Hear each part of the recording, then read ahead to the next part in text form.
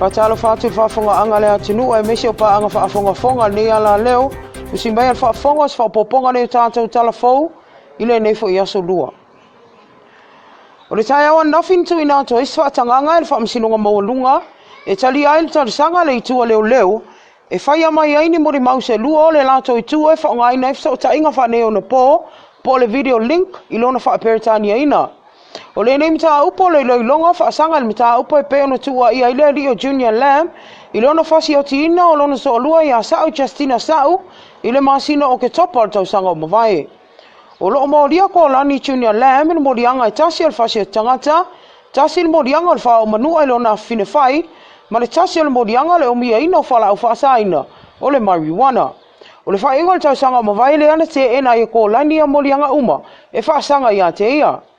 I le whanga ina le limta upu le aso nafi lumo rana fionga le whaamsino sili, pātua te awa asu e whalewhatu sa polu, na te ena le afionga ia pātua i le tarisanga le itua leo, e tawala mailo ia i a fui o ane ma komisi ko ria, ina ia awane i whailoa mai fōlingo nei mori mau e toa lua, i le lo ia le ali i ko lani, ona al man manunga i a fianga o mori mau nei, pe ava aia ko lani, po le tau lea, o loo mo lia i ne mta upu. Pe ta isa no pātua e le mwhaion tupu lea tūlanga, o nei tau ona wa ai i lo ia le ali o ko lani mori mau nei, e toa lua, e tui i fesili, pe a mai ona whaia, a la mori mau, i mea pu e ata. O toi tu atu i tua le nei loi longa mo le aso luas fulu ono le masina le nei, a e tau fia pe le vainga leo, i a ko lani, e whaatalia i le nei aso. Ma o le aso fo i lea e a mata mai e mori mau au tu nei e lua, i lunga o mea pu e ata, a le i tua leo. O lo whaia nei so enga leo le vaenga o CID po le vaenga so whapitoa i le malio se tamā mai lotu whanga sa whata i na o masalomia na wha o ina ai e se tasi o li o lona a inga le maliu e whaonga ina i se anga ese. O le nei tamā e whapea na whaatopitopa e male potu tinga ina o motanga se ngase i moto tua mo tonga fitinga peitai o na o tuunga o na manuanga i lona ulu le o mafua i o na maliu o ia.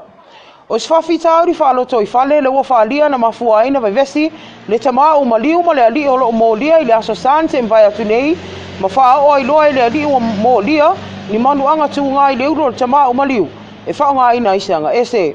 E leo mawhai ono wha maunia mai pe ono whaista o tonga whapitoa po se post-mortem mo le tamā o maliu e wha maunia aina mafua anga o lona maliu ma o loo wa tau fia leo le ali o loo tua ia i le nei wha o ngā lima i le to ese. E whaasali ai vai aso fau e tūlai ai luma le whaamsinonga maolunga e tali molianga o le whasi o tangata whaamoemoeina.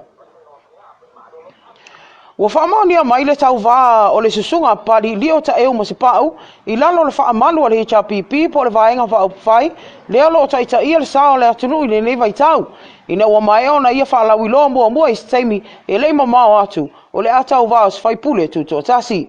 O lona winga o tamali uma i toa lua leo le atau vā mo le whainga palo tala i titi a whaasale le anga numero lua o le atau vā uma i lalo o le whaamalu o le HRPP.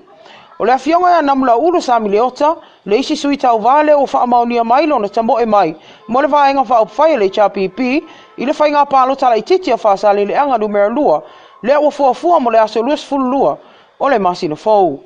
O le nei palo tala i titi alo toi pose lilo i le au whaafonga o mafua ina ua wanoa no fo le tu malo o na ua whaamana waina le atuanga luenga le lantou tofi talu wai nei le tō whaapau se fopau o Somali wai longa lon tūlai mai tūlanga whaapisilisi i le tele o tausanga o mawai.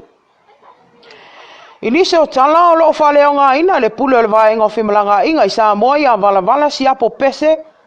opo pese ia se li potin tu sia se tasi o newspaper i Samoa nei e whaapea e toa valu ni a sia no o mai whaasoli tūlafono i mai Samoa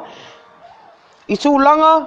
whaasoli tūlafono po le human trafficking po le au mai on tangata whaawhainga luenga i ni au wala whaasoli tūlafono. Lea e whaapea na fia malanga i Amerika Samoa pe ta into e whaafo i umai fiti lea sa lava lea umawai o na ele i aini pe mita e mwhaino lauto urufale atuai i le territory. Na sau nova la vala le o sulanga whaapea pe ona ta ua le newspaper po newsline o se human trafficking pe tai o na ele i whaia ni ala tau pepa urufale mo Amerika Samoa po pe mita ma o le tafa i oile al ofisa o whimalanga inga Samoa o le toi whaafoi O ila tau nei, o nai leo se atu nu e whaatalitali e ni pepa malanga ia Samoa. O le ala leo to e whaafo i atu i fiti o nei tangata Asia e toa valu e pea no malanga mai Samoa. Nei, e ui atu ai, mo Amerika Samoa. O le li Samoa leo lo o lala i Australia na tua ia ilo ni tongi ina o se urupua se i tuloanga i la fionga i le palemio Samoa. Susunga atu le epa sa i lele marie le ngoi. Au whaia sana la unga whawheloa i Brisbane i whai unga tausanga o mawai. E tala ina loa ia i whainga malanga tu sao le Samoa Airways mai a pia i Brisbane. Ua wha maonia mai le modia i leo leo i Samoa nei. I lona suina atu ni whaamtalanga tau wha asese i le pepa wha atumu. Pe a tau nuu mai sos tangata malanga i Samoa nei. I le ason to ai tau nuu mai e lana whainga malanga i Samoa. O tala le leipa unga o lo modia i lalo le tula fono fe malanga inga Samoa. E ala i lona tu ina on whaamatalanga le sao i le nei pepa wha atumu. O le aso lima o le masina faulea o fuafua. E tula i pa unga i luma o le whaamasinonga. E tali nei modianga whaasanga i ante ia. O lo te ena i pā unga i whapea na mana o ios whaia le palemia, e le ai. Ai o ananga i o inga na whaia i le aso i Brisbane, e ta ua tuai le palemia, e le matanga o fia le whai ngō tangata Samoa, o ni pua a elo se i tulou.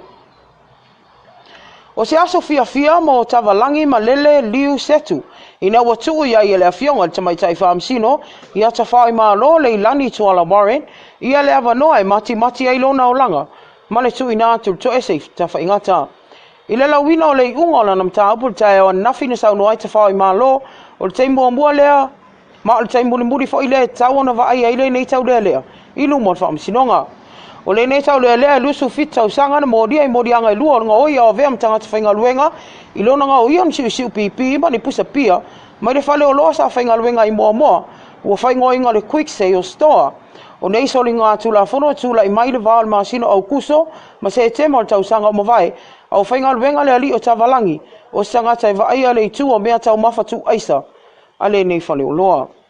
Mista ngango ma le whafonga anga le atunu, i o se o tōtonga na o tātou tala fau, i le nei fau i tū lao le afiafi, ai toi Moses whapoponga le temi la mwhapenei la so atai au, manute le ina fofuanga lo whenga i ma le au whafonga, ma se o tātou atunu, whaso i fuaia.